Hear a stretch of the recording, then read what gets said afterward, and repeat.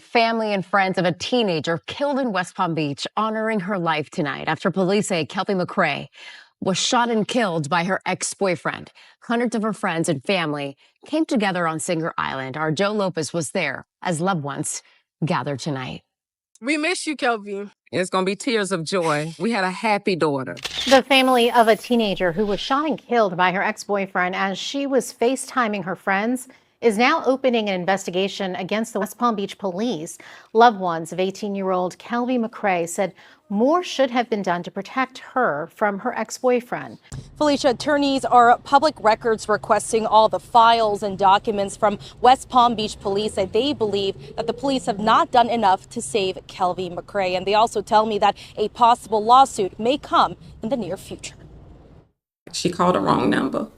Maybe if she'd have called the Palm Beach County Sheriff Department, maybe Rivera, she'll still be here. West Palm Beach didn't help her.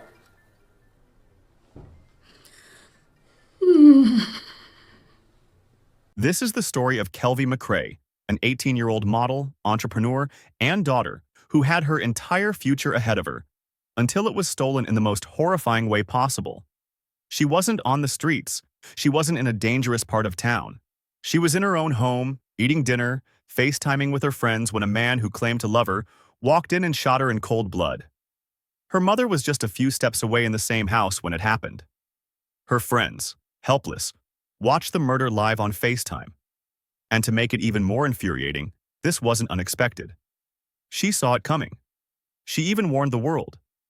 And yet, nobody stopped it. So here's the question.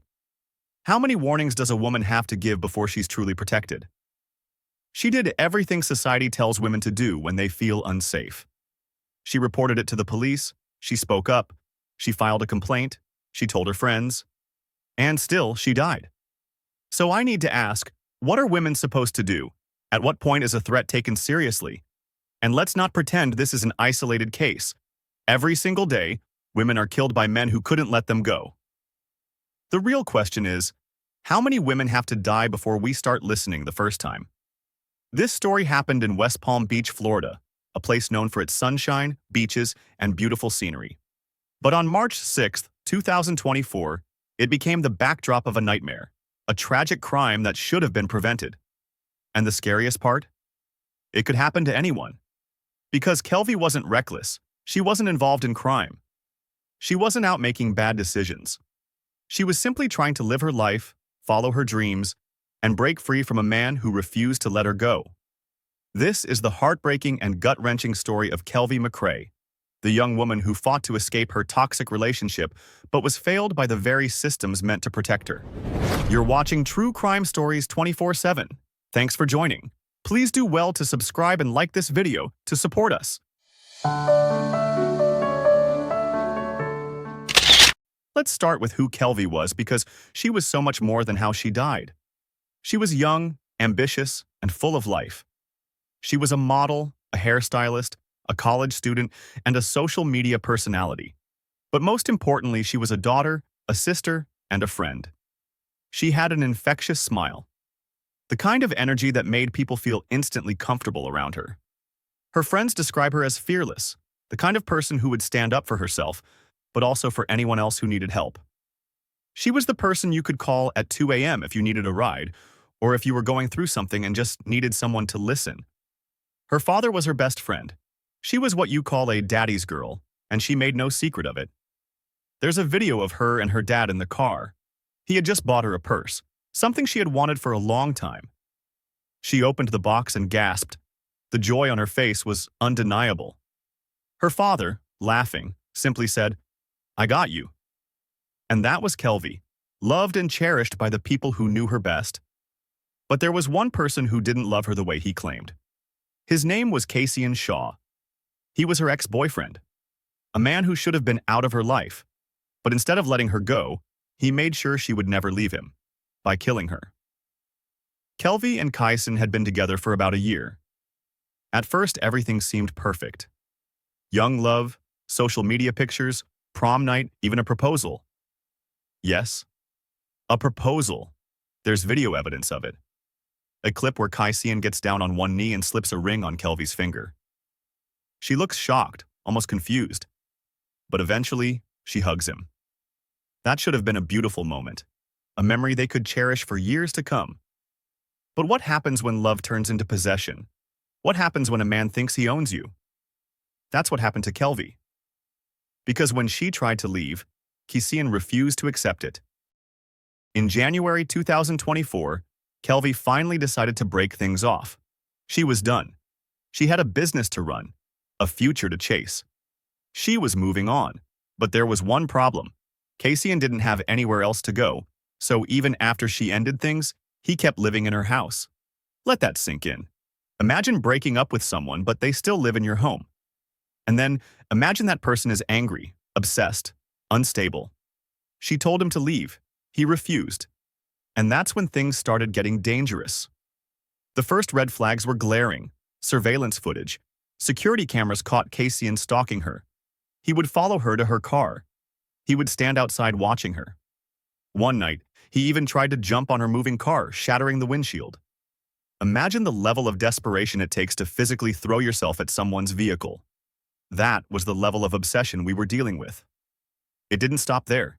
He threatened her, over and over again.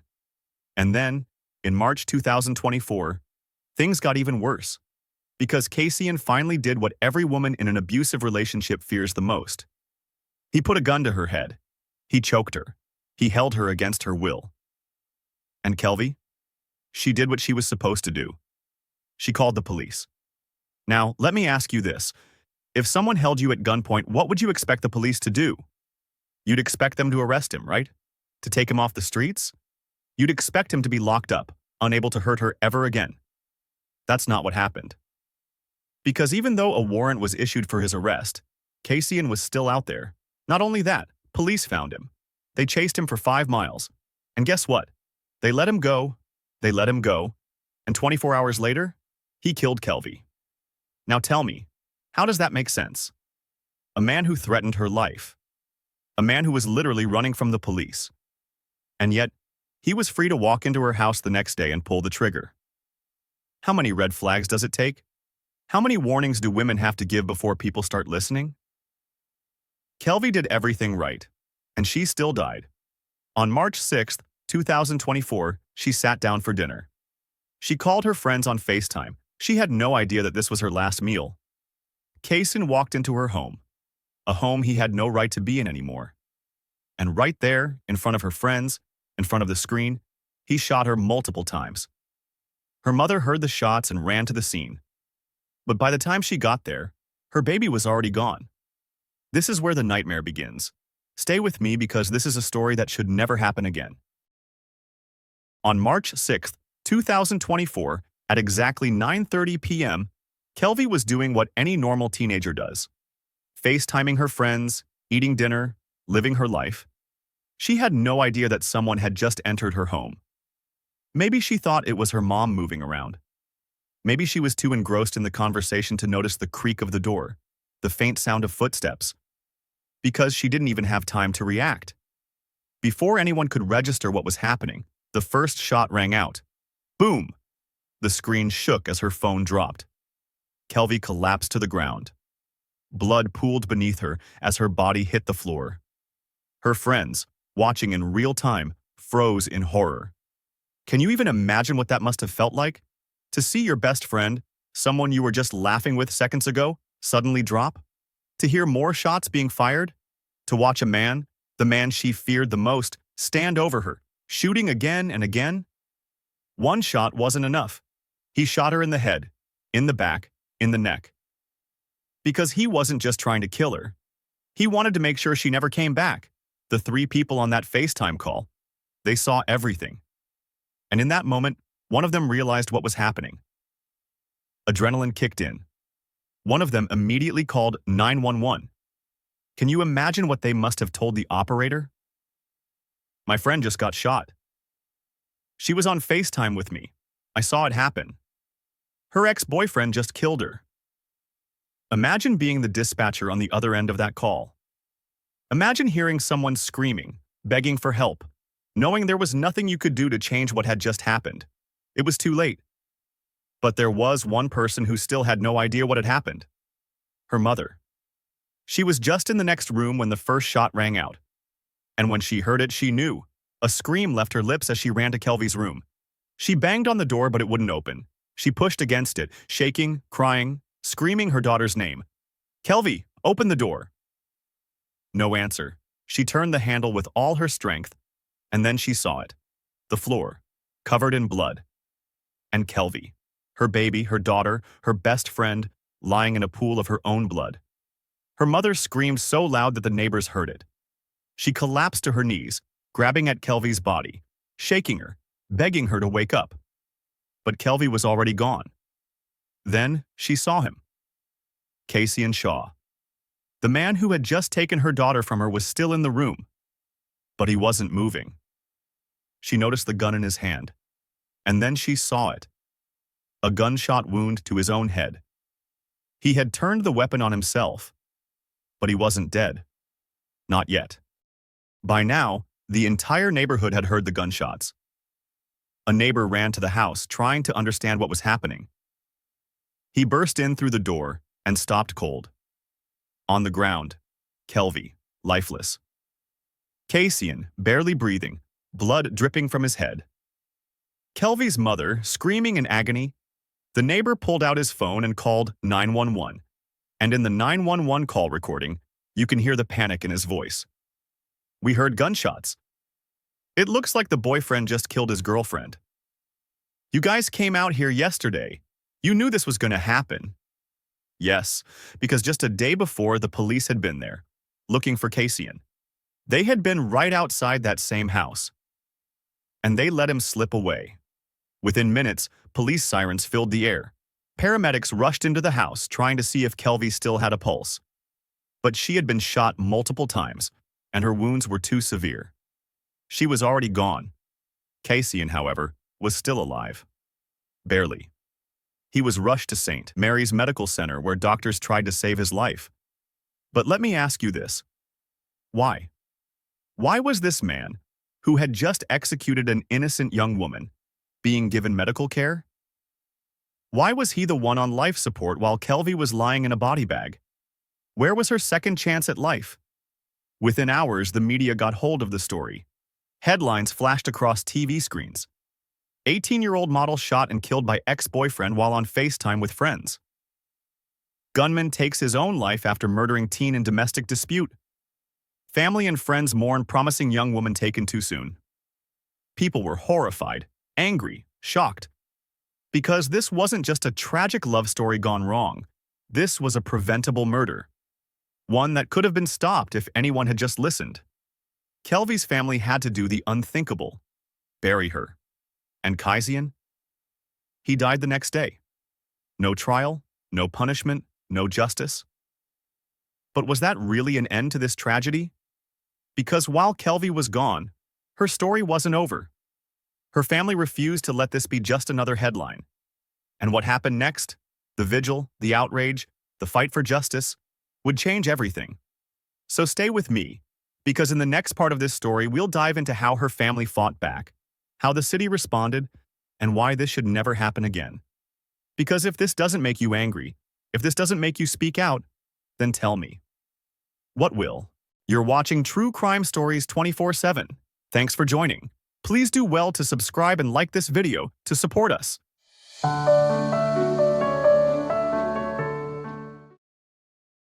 Kelvy McCrae was gone. Her dreams, her ambitions, her entire future erased in an instant. But for her family, friends, and an entire community, the nightmare was only just beginning. Because when a young life is taken in such a brutal way, the pain doesn't stop at death. It lingers. It lingers in the mother who wakes up every morning expecting to hear her daughter's voice, but only hears silence. It lingers in the father who once laughed with his little girl, but now stares at her empty room, knowing she'll never walk through that door again. It lingers in her friends who can't unsee the horror they witnessed through that FaceTime screen. And most of all, it lingers in the bitter truth that this could have been prevented. Because let's be honest, Cassian Shaw should have never had the chance to pull that trigger. He should have been behind bars the moment Kelvy reported him. But instead, he was free to do exactly what she feared the most. And now, her family had to do the unthinkable. The news of Kelvy's murder spread like wildfire. West Palm Beach was in shock. But for her family, the reality set in when they had to start planning her funeral. Less than a week ago, Kelvy was FaceTiming her friends, laughing, dancing, dreaming about her future. Now, her family had to pick out a casket. They had to choose what color dress she would wear in her final moments. Her mother had to stand over her lifeless body and do her hair one last time. A young woman so full of life, now lying in the cold stillness of death. And the most painful part? This was not supposed to be happening. Parents aren't supposed to bury their children. A mother isn't supposed to have to say goodbye to her baby like this. But here they were, forced to accept the unacceptable. Days after her death, hundreds of people gathered on Singer Island, wearing purple, Kelvy's favorite color. Her family didn't want this to be just a time for mourning. They wanted it to be a celebration of her life, a way to honor the bright spirit she was, not just how she died. But no matter how many smiles and warm memories were shared that night, the reality of why they were there was unavoidable. This wasn't a birthday party. This wasn't a graduation celebration. This was a goodbye that no one should have had to say. Her mother, Marla, stood before the crowd, barely able to hold herself together. Through tears, she said, "I hear the gunshots every day. I see her on the floor every day." Because when you lose a child in such a violent way, you don't just lose them once, you lose them over and over again. Every night when you close your eyes, you see it. Every time you walk past their room, you feel it. Kelvy wasn't just a victim of domestic violence. She was a daughter, a sister, a friend, a person who deserved better. And now, her family was left with nothing but memories and an unbearable sense of injustice. And that's when people started asking the real question, who do we blame for this? Because make no mistake, this was not just the act of one man. This was a systemic failure. Kelvy called the police. They didn't protect her. A warrant was issued for Kaisian. He was never arrested. Police had him in their sights, chased him for 5 miles, and then let him go. One day later, he walked into her house and murdered her. So tell me, how does that make sense? Why do women have to be killed before people take them seriously? What more could she have done? Should she have changed her name? Left her home?